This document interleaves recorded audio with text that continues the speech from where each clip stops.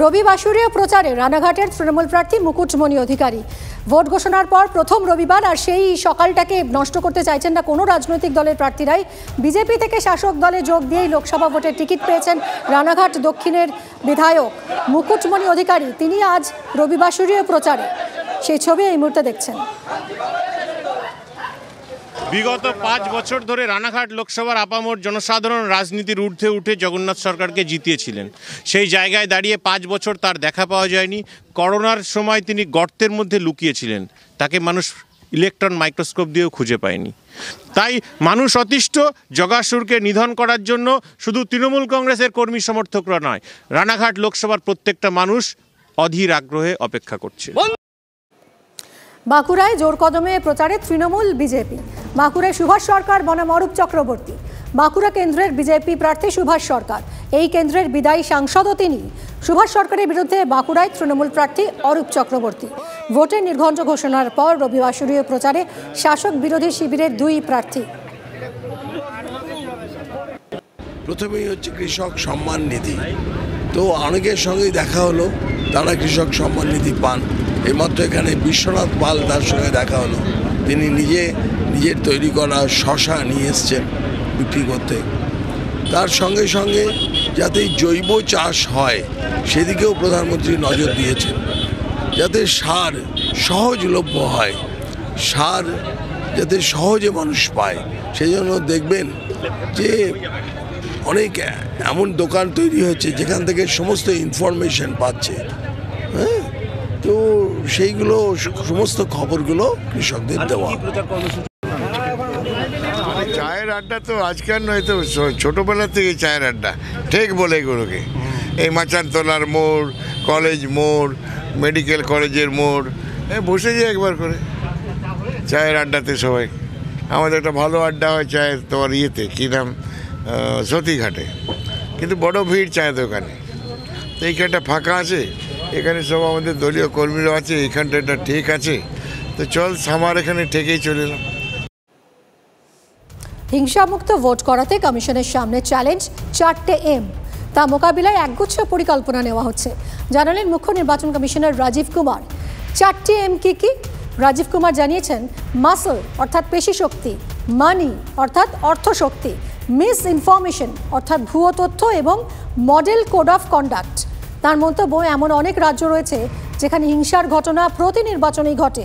সেই সব রাজ্যের ক্ষেত্রে যে কমিশন বিশেষভাবে নজর দিচ্ছে, কমিশনের স্পষ্ট নির্দেশ, পুলিশ প্রশাসনের যা যা করার তা দ্রুত করে ফেলতে হবে। সমাজ মাধ্যম বা সংবাদ মাধ্যমে যাতে ভুয়ো তথ্য বা খবর না ছড়ানো হয় সে ব্যাপারেও কড়া বার্তা দিয়েছে কমিশন। मेनली 4 चैलेंजेस हमारे पास हैं, 4 M's: muscle, money, miss information and MCC violations.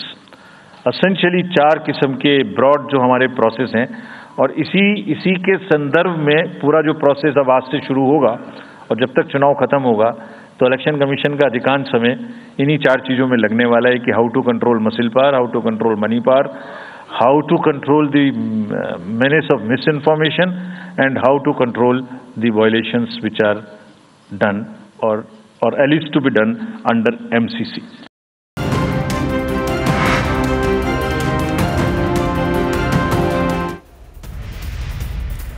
ভোটের আগে ফের সাগরপাড়ায় বিপুল পরিমাণ তাজা বোমা উদ্ধার। সাগরপাড়া থানার দক্ষিণপাড়া এলাকায় কলাবাগানের মধ্যে তেলের টিনের মধ্যে বিপুল পরিমাণ বোমা দেখতে পান স্থানীয়রা। মোট 8টি বোমা উদ্ধার করে পুলিশ। বোমা উদ্ধারের পর আতঙ্কে চক্রাম প্রসাদ এলাকার সাধারণ মানুষ। মাঠের মধ্যে কিভাবে বোমা তা খতিয়ে দেখছে পুলিশ। বোমাগুলি নিষ্ক্রিয় করে বম ডিসপোজাল স্কোয়াড নিষ্ক্রিয় করেছে।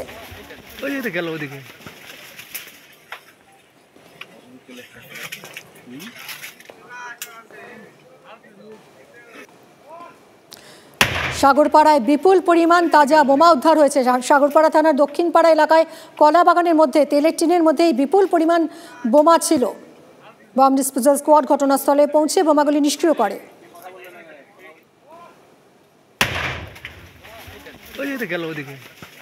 মাঠের মধ্যে কিভাবে এলো এতগুলো বোমা, পুলিশ তা খতিয়ে দেখছে।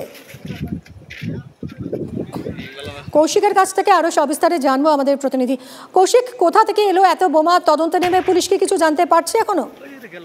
দেখো, কে বা কারা বোমাগুলি রেখে গেছে এখনো পর্যন্ত কিন্তু পরিষ্কার নয়। তবে কলাবাগানের মধ্যে যেভাবে তেলের টিন ব্যবহার করে বোমাগুলি রাখা ছিল তাতে কিন্তু একটা আতঙ্ক বাড়িয়েছে। আর লোকসভা ভোট ঘোষণা হয়ে গেছে ইতিমধ্যে।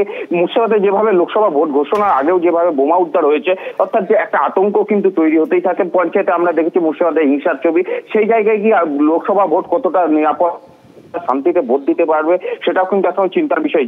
যেভাবে পুলিশ দিনের পর দিন প্রত্যেক এক কথায় কোটাঙ্গত যদি বলা যায় প্রত্যেক দিনই কিন্তু কোথাও বোমা কোথাও আগ্নেয়াস্ত্র উদ্ধারের মতো ঘটনা ঘটছে। তবে এই ঘটনায় কিন্তু সেইভাবে গ্রেপ্তার হয় না। বোমা উদ্ধারের ঘটনায় যদি বিশেষত দেখা যায় যে বোমা কারা রাখছে সেই ঘটনার তদন্তে কিন্তু কাউকে এখনো পর্যন্ত সেইভাবে গ্রেপ্তার করতে পারে না। অর্থাৎ সেই জায়গা থেকে যতক্ষণ না যারা বোমা রাখছে তাদেরকে গ্রেপ্তার না করলে এই আতঙ্ক বা বোমা উদ্ধারের ঘটনা কোথাও যেন কমবে না বলে মনে হচ্ছে।